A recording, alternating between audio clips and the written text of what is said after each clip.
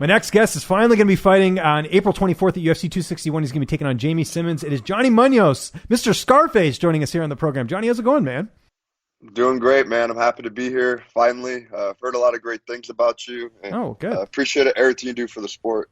Oh, thanks, man. Well, I appreciate you taking the time. It's great to finally talk to you. This is our first interview. We were talking off air. I know you haven't fought since August. I know you probably wanted to get back in there a little bit sooner. Kind of what you were telling me was just, fights falling through. I mean, we're in a pandemic still. I'm sure that played a role in it. But how frustrating has it been? Because I know you wanted to get back in there right away. Yeah, so, obviously it's frustrating when you're not getting fights. But at the same time, you got to stay focused. You can't let little things like that get to you. So for me, I'm very, the kind of person I am, I always say, I'm a martial artist, a mixed martial artist. Never a fighter, I'm a martial artist. As a martial artist, you can't get angry, can't get emotional in this stuff. You just got to focus on the task at hand, keep training, bettering yourself, and then eventually something's going to come through. And now, we're here. We're getting to a point now, and I'm going to be able to showcase my martial arts April 24th. Did you get some notice for this fight? I'm sure a lot more notice than the last fight, which was your debut against Nathan Maness. Oh, yeah, of course. So had a lot more notice for this one. I was originally supposed to fight Mark Striegel. He pulled out, and then now we're fighting Jamey Simmons, but it was still plenty of notice. So it's great to have notice for a fight. The last one, I wouldn't take anything back on it. It was a good learning experience. There was just a lot of stuff to do in a short period of time. Especially now with the pandemic, the COVID stuff, it's a lot that they have you do. So. But now, I have a lot of notes for this one, so I'm super excited, and I can't wait to showcase what I could do with the full camp. Yeah, we didn't have a chance to talk before your debut because it was so short notice, and I know I was, I think I even reached out to your management and be like, oh, can we get something? But I know you had a ton of stuff going on. So before we talk about the fight itself, what was that whirlwind like, getting signed to the UFC, having to fight? Take me through that whole week, because that must have been crazy. Yeah, bro, it was super crazy, short period of time, but everything happened so fast. I remember Thursday that week, I was training, trained super hard Thursday morning, and it was hot in August. This was during the heat wave over here in California. But that was it. And then later on, my manager called me Thursday evening. I believe it was 6 o'clock, 7 o'clock. And he asked me whatever if I'd want to fight Saturday at UFC. And I was like, oh man, this soon. And obviously, when things like that happen, you either take it or you don't. But I was thinking, man, I know there's some people that taking last minute fights where they had a week notice or 2 weeks notice. That would have been better. But I was like, man, that's tomorrow. And then he was 135. And I was like, I don't know if I could, that's going to be real tough. I got to really. So, but then we talked it out, and then we 145, we're going to go 145. And then he's okay, well, you need to get to Vegas right now. I was like, right now. He's like, yes, you need to leave right now. And I'm 3 hours from Vegas. Okay. I was okay. I said, well, can I talk to my coaches? I'm not going to drive alone out there. You know what I mean? I need to get everybody, make sure everyone's on board. He's okay. We need to be quick. So I literally my dad's my coach. So he was on board. My cousin, who's my number one training partner, he was teaching the class at our academy. I was like, hey, dude, we got to go. He's like, I'm teaching class. I said, hey, we don't got time. I'll explain later. We got to go. And he's like, okay. So then someone covered the class and then grabbed my other coach. So we're on the 15 freeway. I stopped by my house, grabbed a few things, and then we're on the road to Vegas. But it was still no guarantee. My manager, Jason, he was saying it's not guaranteed, but you just need to be there in case it's going to be official. So we're on the road, and it's not even guaranteed. So I was thinking, man, this is going to suck if this is all this. But, hey, we're here. This is what we're going to do. So then finally we get there to the hotel, and I kid you not, bro, it was the weirdest thing ever. The fighter hotel they're at, you pull up, security everywhere, you're about to enter some, guerrilla warfare, some little communist community, all weird, what are you doing here? I'm I'm fighting a last minute guy, and they had me on the list. I was okay, so we got through, and then whatever, and then I remember we pull up, and there's a guy walking around the whole hotel. I was trying to figure out who is this guy. He had a face mask, pretty broad guy. And I was like, man, this guy looks intimidating. Whatever. So we get to the hotel, check in, and then this guy knocks on the door. That same dude. I was like, man, it's this dude. Who is this guy? And it was Clint from the UFC PI, the nutritionist guy. So I got to meet him. Super cool guy. and he was assisting with anything we needed with the weight cut and all that. And then we're doing paperwork. My cousin's doing all the paperwork. It's a lot. And then, but during this time, like the USADA came in, and by the time we got to Vegas, it was probably like 10, 11. USADA comes in, like we got to do my USADA test, and then right after they leave, COVID testing comes in. So it was just crazy. Everything's just getting thrown at us, bro. Short period of time, but it was fun. It was interesting. Would I do it again? I don't know, but I already did it once, so it was a good experience. That's nuts. So what about the performance itself? And you had to fight a tough, like Nathan Maness. Here's a guy who still hasn't lost. He's very good at bantamweight. I knew Nathan because he used to fight in a promotion up here in Canada called TKO. What did you take away the most from that performance? Yeah, so I mean, I felt like the first round was going well.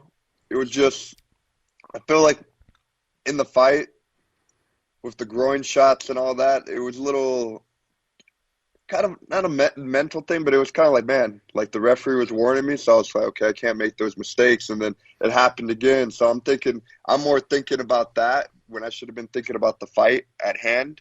And then going into the fight, it wasn't my best performance. No excuses. Nate Maness is a very tough opponent.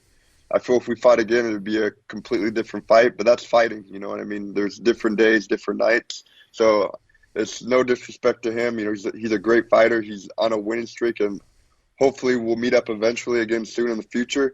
But yeah, man, I mean that fight. You always got to learn with every fight, and it's obviously easier to learn in a defeat. So I mean, yeah, I mean there's things I could have done better. I want to showcase this fight coming around that I'm a better fighter than what I showcased in the last one. Let's talk about Jamey Simmons, 7-3 record. What do you know about him? How do you feel like you match up against him here? Yeah, so I don't know too much about him. I just know he fought in the UFC once. I think it was a last minute for him as well. I know he fought a tough Giga, he's an uprising guy at 145.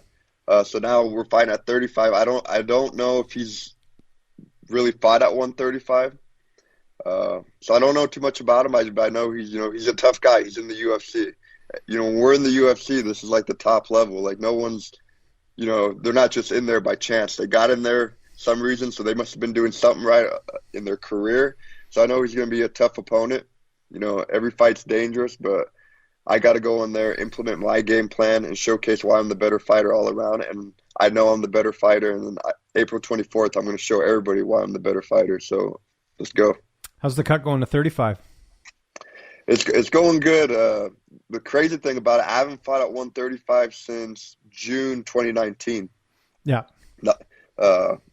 My last regional fight with King of the Cage, that was 2019 September, and that was at 145. And then the pandemic hit. My other fight got canceled, and the UFC was 145. So I was thinking, man, like during this time not going at 35, my body kind of like grew a little bit. Not cutting down that low, but I feel good, man. Like my weight's where it needs to be. Been talking like with the UFC Performance Institute. I think we're on a solid plan. My strength and conditioning coach, we're on a good regimen here, so I'm feeling good going down. And it sounds crazy, but I'm excited to make that 135 cut. It sucks, but we're gonna get all skinny for the weigh-ins and get all bloated back on fight day. Who are some of your main training partners for this camp? Yeah, so like main training partners for this camp, my number one, my cousin Alan Superglue Martinez. He just made his pro debut. He's 1-0. He's a up and rising fighter, very good. My number one training partner there. My other training partners at the gym, former UFC fighter Ruben Duran, Freddie Johnson, who's a great striker. And a lot of people don't know about him in MMA, but he's one of those guys in the gym, like in the inside circle. You know who that dude is. My other training partner, Coyote from Mexico, and I've been training a lot with Brandon Moreno and a lot of those guys down at Entram in Tijuana, Mexico. Nice. So can't go wrong training with Brandon. That's awesome, man. How do you see the fight playing out on April 24th? How do you envision it playing out? Yeah, so I mean, going in this fight, like I envision getting a finish and, just making a statement, whether it be by knockout, submission. I feel I'm going to make a statement on this card. This is a super big card, and my plan is to steal the show on the undercard. I know it's going to be tough to steal the show on the main card. Those are some high-level fights. But that's my goal, man. Like, I'm going to get a finish. And even if it's not a finish, I'm going to be in there in that guy's face, looking to put him out. And I feel like this is my time to make a statement, showcase who I am, why I belong in the UFC, and then take a bonus check while I'm at it too. Before we get out of here, you're wearing the Scarface shirt. How excited are you to fight on this card with Jorge Masvidal? I'm super excited, bro. Like, I love watching that guy fight. His whole upbringing came from nothing, the street fights and all that. I'm super excited to fight on that card with him. We're in Florida too. So when that got announced, I was like, man, this is a big card. It made me more excited to fight on this card because before, it was still a good card, but there wasn't a lot. We didn't really know much about it. When they moved to Florida, they announced that fight. So I'm super excited, and me and Jorge are going to baptize some dudes April 24th. Love it, man. Looking forward to it. UFC 261. Johnny, it was great talking to you, man. This was awesome. Just remind people where they can find you on social media, and if you got any sponsors or shout-outs, I'll give you the last word. Yeah, so if you guys want to follow me, you can check me out on Twitter, Instagram, @KidKavimbo. You can search my name, Johnny Munoz, will come up, but @KidKavimbo, I'm on there. And I just want to give a shout out to all my teammates over at Sequence. Everyone has helped me for this camp, my management team, Iridium Sports. Without them, none of this is possible. The UFC as well. And really give a shout out to Dana White for pushing forward during this whole pandemic, allowing us fighters to fight, have a job, and make money. And then now we're fighting in front of a crowd. So this is awesome, man. This is all a dream come true. So I feel that April 24th is a big deal for the whole world. The whole world's going to be watching. People have been bored at home, so now they're going to be able to go check some fights out, and then us fighters are going to go put it all on the line. So I appreciate that, and I appreciate you, my man, for giving me this opportunity to talk to everybody on this podcast. I know everybody always checks their podcasts out, and it's always a pleasure to be on this podcast.